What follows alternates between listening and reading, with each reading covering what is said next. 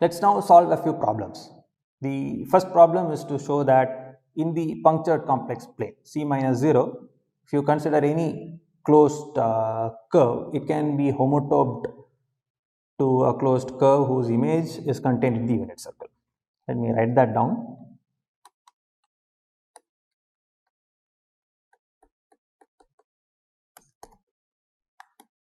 Problem 1 is the following.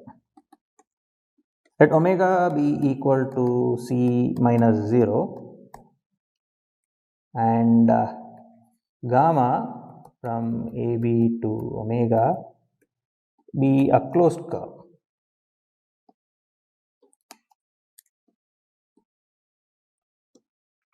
Prove that there exists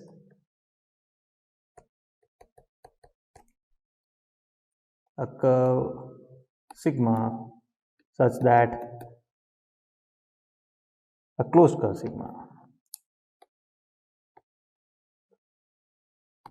sigma such that gamma is homotopic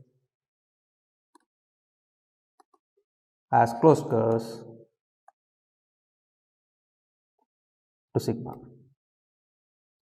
and the image of sigma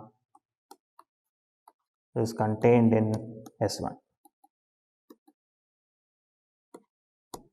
S1, recall, is the unit circle, the set of all complex numbers z, so that absolute value of z is equal to 1. Let's give a solution to this. This is quite straightforward. We already start off with gamma, which is a closed curve in omega, and because omega is C minus 0, it means that gamma of t is not equal to 0 for every t in AB. So let's define sigma of t to be equal to gamma of t by the absolute value of gamma of t. And notice that because gamma of t is not equal to 0, this makes complete sense, and it's also a continuous function from AB into omega. In particular, if you look at the absolute value of sigma t for any t, that's going to be equal to 1. So this is indeed a curve which is contained in S1, and it's a simple check to see that sigma of A, this is equal to gamma of A by the absolute value of gamma of A, but gamma is a closed curve, and therefore this is equal to gamma of B by absolute value of gamma of B, which is equal to sigma of B. And therefore what do we have? We have that sigma is a closed curve with its image contained in S1.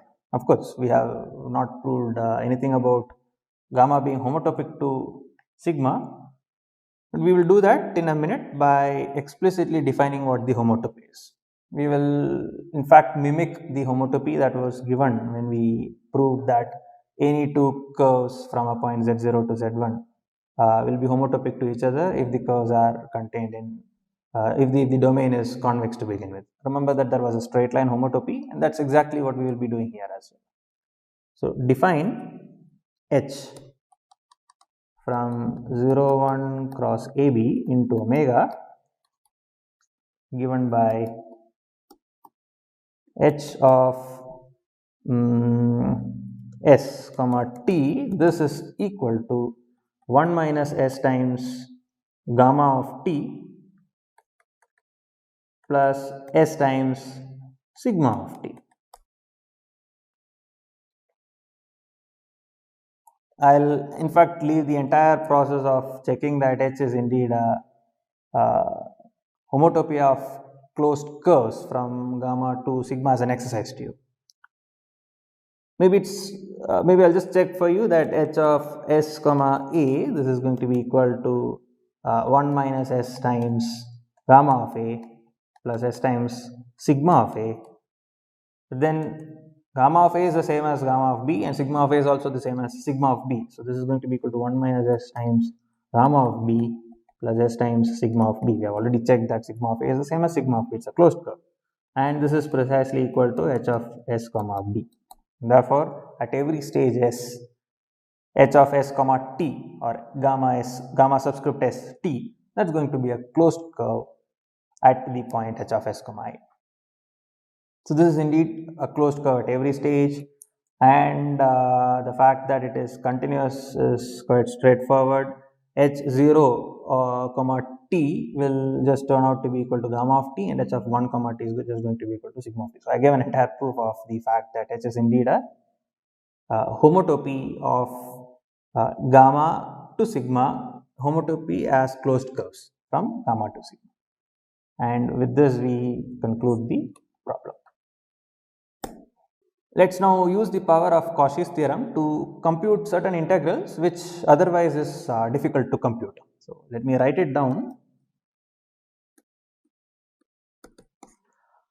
Compute the indefinite integral 0 to infinity of cos of t square dt. At first glance it might look like this has nothing to do with what we are doing, what we have been doing in this week, but let's see how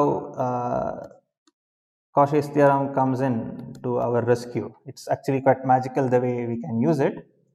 So notice that cos of t square is the real part of e to the power I t square, and therefore okay, before that 0 to infinity cos of t square dt, this is just limit as r goes to infinity of 0 to r cos of t square dt by the very definition.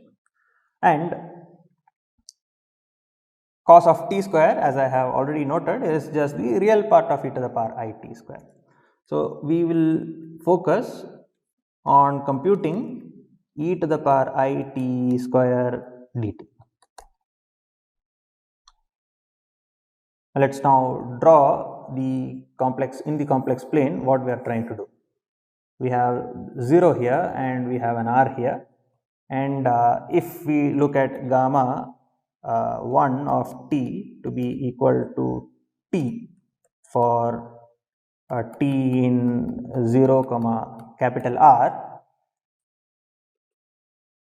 then integral of e to the power I z square dz over gamma, this is just going to be equal to integral 0 to r e to the power I t square dt by a change of variable which we have discussed in the last week.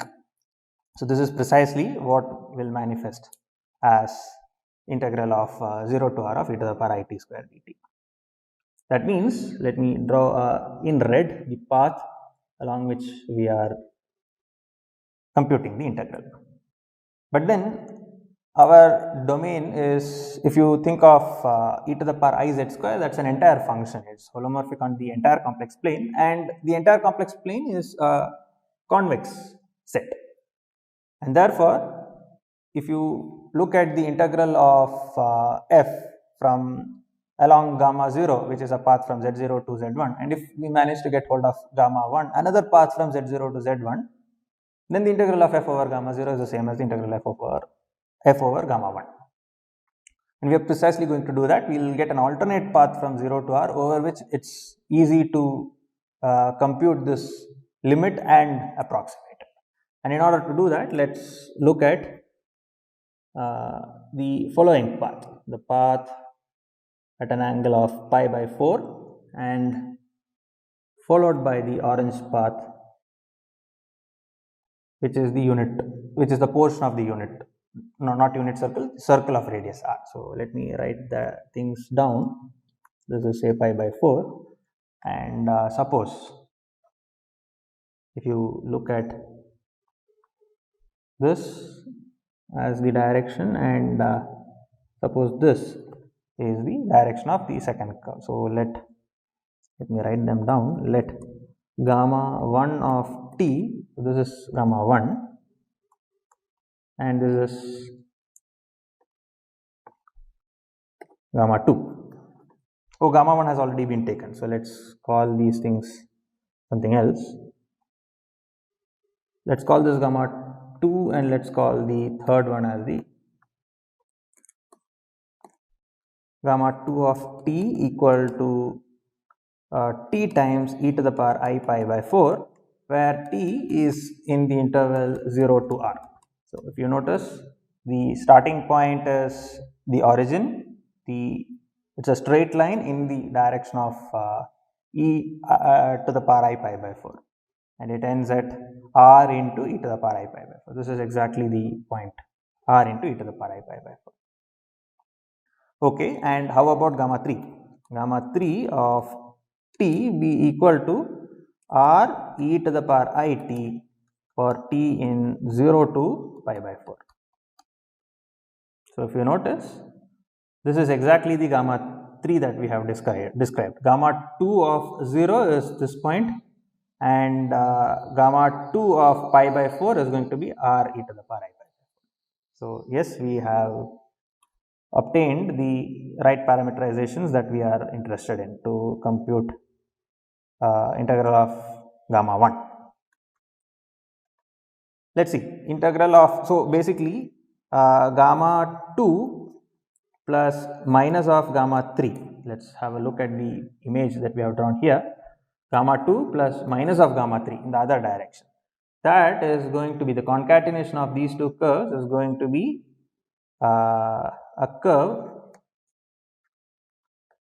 from 0 to r.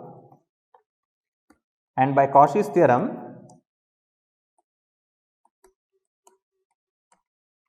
on the domain complex plane itself, integral of f of z dz over gamma 1, this is equal to the integral of gamma 2 plus minus of gamma 3 f of z dz. And let's focus on integral of gamma 2 plus minus gamma 3 f of z dz. This is equal to integral over gamma 2 of f of z dz minus the integral over gamma 3 of f of z dz. This is precisely what we are going to get.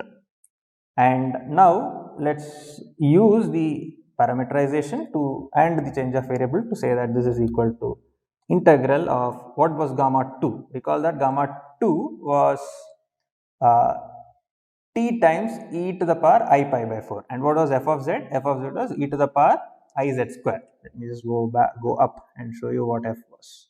F was e to the power I z square, and gamma 2 is t times e to the power I pi by 4.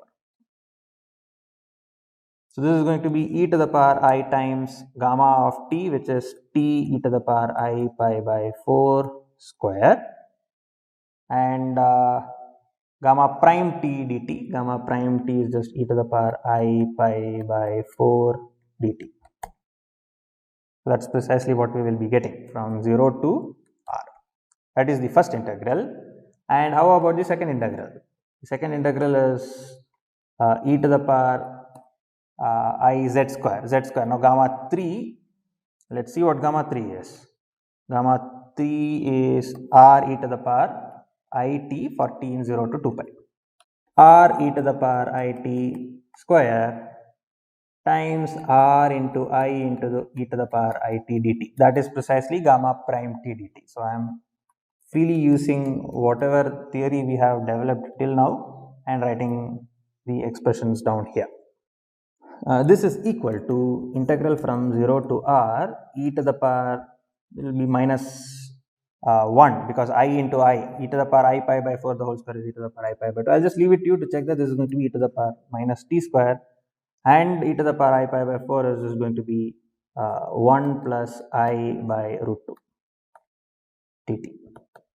And how about the second term? This is just going to be 0 to pi by 4 e to the power I r square e to the power 2I t into r I e to the power I t dt.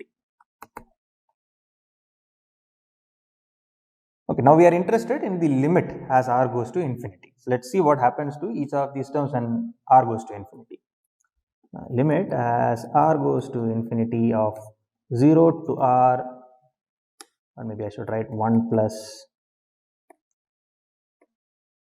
I by root 2 times integral 0 to r e to the power minus of t square dt, which is going to be equal to 1 plus I by root 2 times 0 to infinity e to the power minus t square dt. Notice that e to the power minus t square dt is the standard Gaussian integral.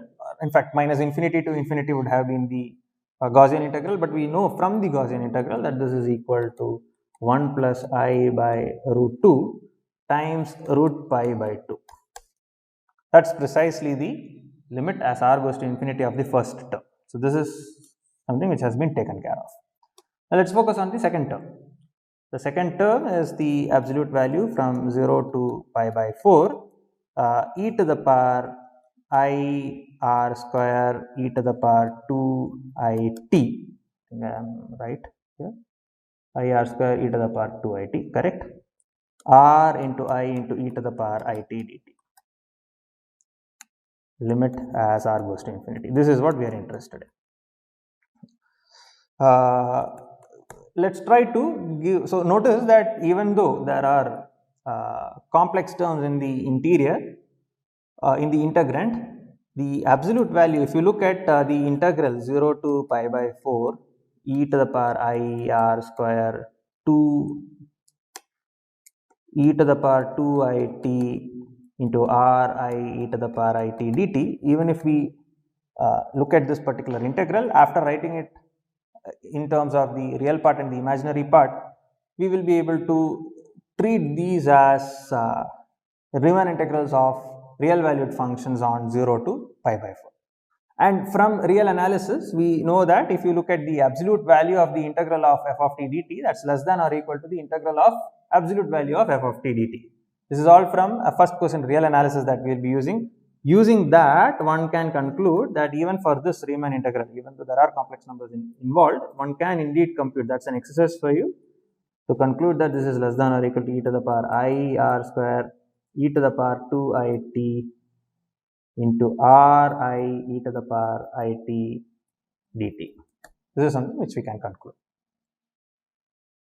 And this is less than or equal to I into e to the power I t has absolute value 1. This is r times is less than or equal to 0 to pi by 4. We will just extract the absolute value here. Then we will be able to say what is this? This is equal to cos 2t plus I sin 2t. The cos 2t term will not contribute to the absolute value, it will just be modulus 1. And what will we have? We will have e to the power, the absolute value of e to the power, which is actually positive, minus of r square sin 2t dt. This is precisely what we will be able to conclude here. This in turn is less than or equal to, in the interval 0 to 2 pi, we can bound our function sin 2t as well, and we can say that this is less than or equal to r square t dt, which we will be able to say as being equal to r into r by minus of 1 by r square e to the power minus r square t evaluated from 0 to pi by 4, which is equal to 1 by r times 1 minus e to the power minus r square times pi by 4. Now, e to the power minus r square times pi by 4 is a number with between 0 and 1, and therefore this is in particular less than or equal to 1 by r. So what have we concluded? We have concluded that the absolute value here is less than or equal to 1 by r, and therefore the limit as r goes to infinity will be less than or equal to the limit as r goes to infinity here, and hence limit as r goes to infinity of integral over gamma 3 of e to the power z square dz is equal to 0. So the second term does not contribute. Let me go up and see. So this is going to be 0.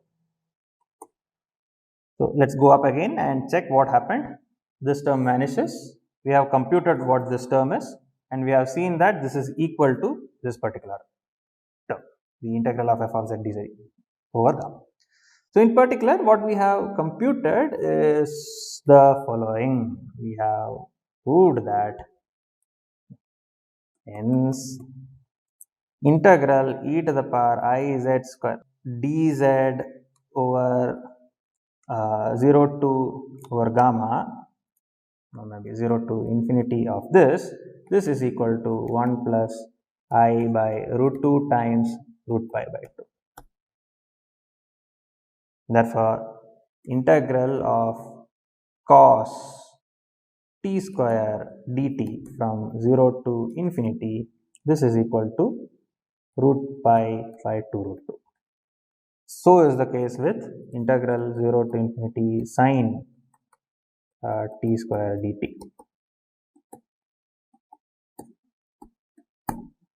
So we have computed the integral. Let us do one more problem where we do such contour shifting to conclude something about certain integrals which might be otherwise difficult to handle. So problem 3, prove that the integral from minus infinity to infinity of e to the power minus of x plus I alpha the whole square dx, this is equal to integral from minus infinity to infinity e to the power minus of x square dx, which we know is equal to root of pi. So the point is to show that the integral on the left does not depend on alpha. Alright, let's prove it. So what is the left hand side? Minus infinity to infinity e to the power minus of x plus I alpha the whole square dx. This is what we would like to compute, and this is equal to the limit as r goes to infinity of integral from minus r to r e to the power minus of x plus I alpha the whole square dx. Let's again draw a picture on the complex plane as to what we would like to do. The green curve is where we would like to compute our integral over. So let's call this gamma 1, and let the red curve denote minus of r plus I alpha to r plus I alpha.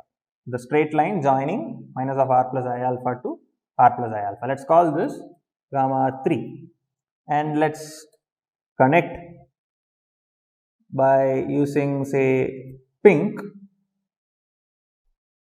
these two and turn it into a rectangle. And let's call this gamma 2 and let's call this gamma 3. So let's now convert our real integral which is Riemann integral of real valued functions. Of course, there is an I featuring in here, but by looking at the real part and the imaginary part separately, this is just a real analysis problem. But let's convert it into a problem here by introducing the following. Consider the function f of z to be equal to e to the power minus of z square. Then, if you look at e to the power minus z square, that is a function which is holomorphic in the entire complex plane. In particular, it's an entire function. And again, complex plane is a convex set, so we can apply Cauchy's theorem freely. Or in this case, we could apply Cauchy-Gursa, a special case of Cauchy-Gursa rather. Maybe you can connect the diagonal like this, consider this rectangle, this triangle and this triangle, and notice that the integral of the triangle, the first triangle, which is the sum of the integral over this straight line followed by this straight line followed by this straight line, and the integral of the second triangle, which is this straight line followed by this straight line and this straight line. When you add it up, the integral over this diagonal cancels off each other, and we get the integral over the bigger rectangle. And both the smaller triangles, the integral was 0, and therefore the integral over the rectangle will also be 0.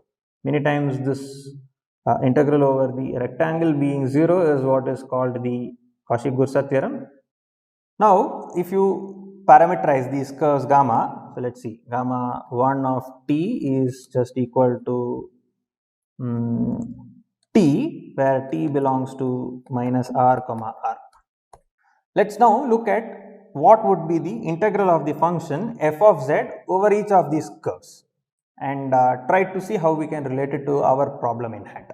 So integral of f of z dz over gamma 1, let's first explore that. That is going to be equal to integral of e to the power minus z square. This is going to be e to the power minus t square dt from minus r to r. This is precisely what integral over gamma 1 is going to be. If you notice, that is the thing written to the limit as r goes to infinity is what is written to the right here. Integral over gamma 2 f of z dz. Okay, what is gamma 2? Gamma 2 of t, that's the straight line path which connects r to r plus I alpha. So this is just going to be equal to r plus I t, where t belongs to 0 comma alpha. So this will be equal to f of z is e to the power minus z square, and that's going to be e to the power minus of r plus I t the whole square, which is going to be r square minus t square plus 2I r t, and then gamma prime t is just going to be equal to I dt. This is what we will be getting for gamma 2. So if you now take the absolute value, that's going to be equal to the absolute value here, and by a very similar argument as given earlier, this is just Riemann integral of the imaginary part and the real part, and that by using theorem from the first course on real analysis is going to be less than or equal to 0 to alpha, the absolute value of whatever is inside, which is going to be e to the power minus r square minus t square dt. Notice that t square is going to be less than or equal to alpha square. So notice again that alpha is not necessarily a positive number. Alpha, oh, I didn't write that in the problem. For all alpha in R, we have not put any restriction on alpha being just a positive number. Alpha could be any real number. This is true. So the figure that we have drawn might not be representative. It could have been the case that the gamma 3 is in the lower half plane rather than in the upper half plane. However, whatever conclusion is being drawn here, that's going to be right. So if alpha is actually a negative number, the curve gamma 2 would be r plus it, where t is from alpha to 0 because alpha is a negative number. So we would still have similar equality here, except that the integral will be from alpha to 0 here instead of 0 to alpha, but for the sake of absolute value, it shouldn't matter. And because t belongs to either 0 alpha or alpha comma 0, t square is certainly going to be less than alpha square. And because of that, this is less than or equal to 0 to alpha for all t in 0 alpha in this case, and if alpha is negative, it's alpha 0. This is less than or equal to e to the power minus of r square minus alpha square dt, which is less than or equal to alpha e to the power alpha square by e to the power r square, and if you take the limit as r goes to 0, this goes to 0 as r converges to infinity. So the integral of f over gamma 2, that is converging to 0 as r goes to 0. Similarly, the integral over, this was gamma 2, this was gamma 2. Similarly, integral over gamma 3 is also going to be 0. Very similar computation will tell us that. Integral f of z dz over gamma 3, not gamma 3, gamma 4 converges to 0 as r goes to infinity. So let's now only worry about, we have taken care of gamma 1, we have taken care of gamma 2, we have also taken care of gamma 1, gamma 2 and gamma 4. So this should have been 4. We have taken care of this as well. Let's now worry about gamma 3. What is the integral of f of z dz over gamma 3? What is gamma 3? We would rather conclude the result over minus of gamma 3. Gamma 3 would be in this direction. Let's see what minus of gamma 3 is. The reversal. we'll try to find out what this is. Let minus of gamma 3 of t, this is a map from minus of r plus I alpha to r plus I alpha. So let's define it to be t plus I alpha, where t belongs to minus r comma r. And by substituting it, e to the power minus z square, that's what we are interested in. This is going to be equal to integral e to the power minus of t plus I alpha the whole square dt from minus r to r. And if we take limit as r goes to infinity of integral over minus gamma 3 of f of z dz, that's precisely equal to integral minus infinity to infinity e to the power minus of, let me just do a change of variables here and write it as dx.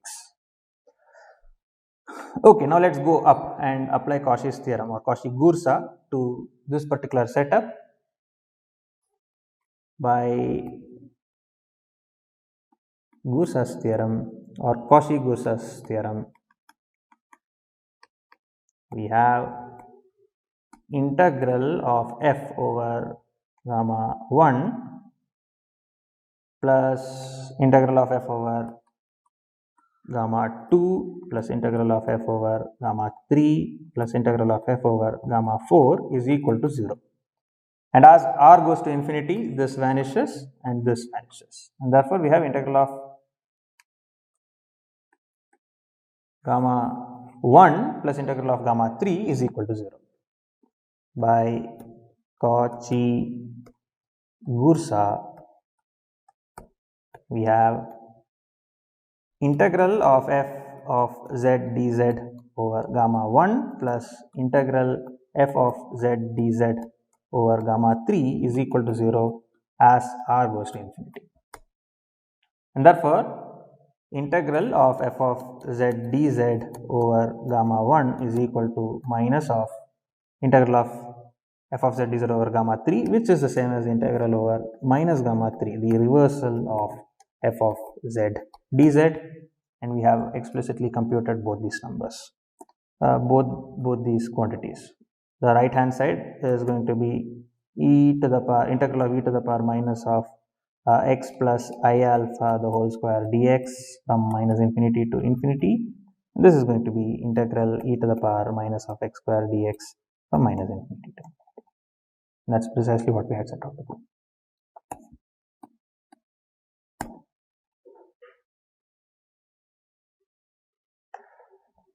In the next problem, we will address the question of existence of an inverse to the exponential function.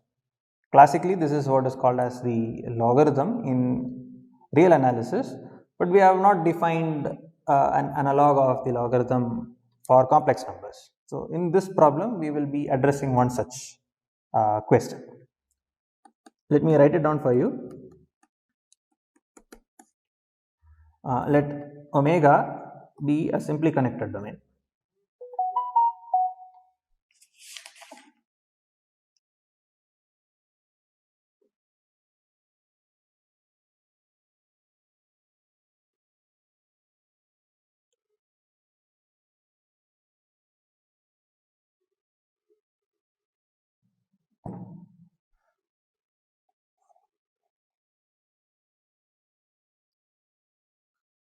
Problem 4. Let omega be a simply connected domain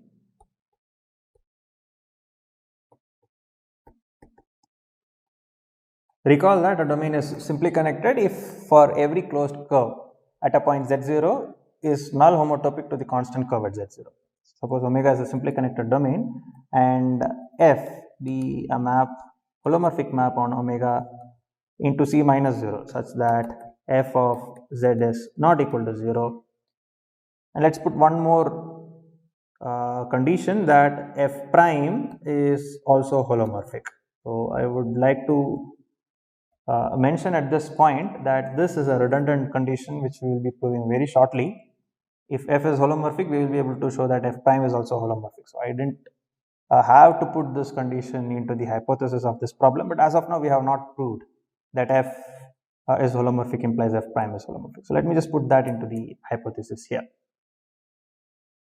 So this is for all z in omega. Okay. Then there exists g from omega into c such that f of z is equal to the exponential of g of z. Notice that if omega is such a domain which does not contain the origin, it's a simply connected domain which does not contain the origin, and if we consider the identity map f of z is equal to z, then in particular that is a holomorphic function, and the conclusion tells us that we will be able to get hold of a function g which will behave like the logarithm such that exponential of g of z is equal to z. So this is in some sense the extension of the classical logarithm which is defined on the positive real numbers. Let's give a proof of this. The proof is quite straightforward. Now that we have the tool of Cauchy's theorem at our disposal, this can be proved quite easily. Consider the function f prime of z by f of z. Notice that f of z does not vanish in omega. For every z in omega, f of z is not equal to 0. So 1 by f of z is a holomorphic function, or in particular f prime by f of z is a holomorphic function, is holomorphic on omega. What do we know about omega?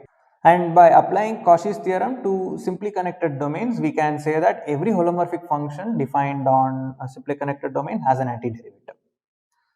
So since omega is simply connected,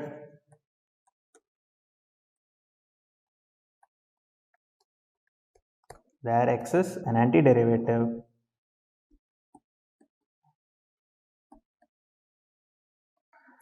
g of z such that g prime of z is equal to f prime of z by f of z.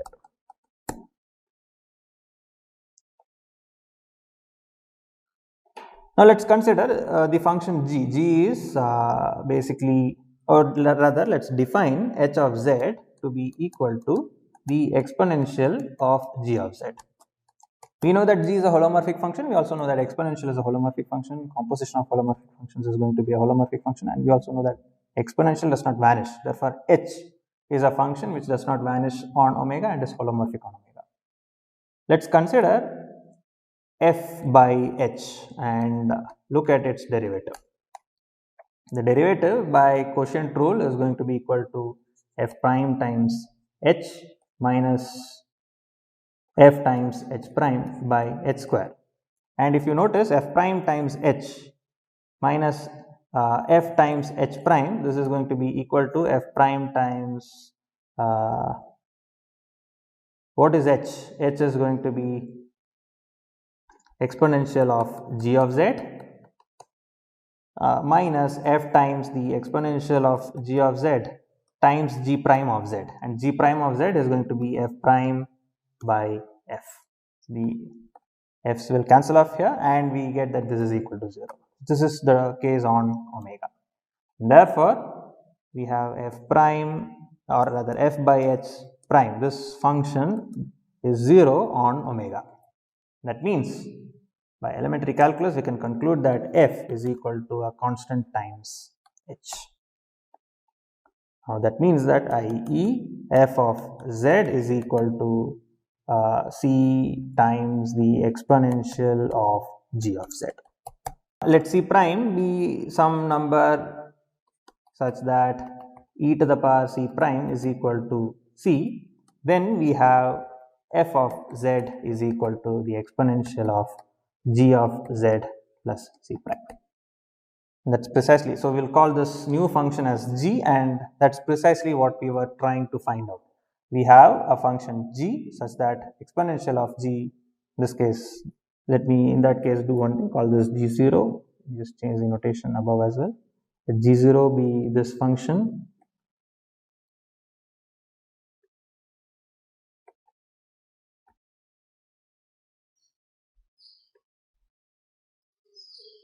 Alright, so this define g of z to be equal to g0 of z plus c prime, and that's the function we were looking for. Let me stop here.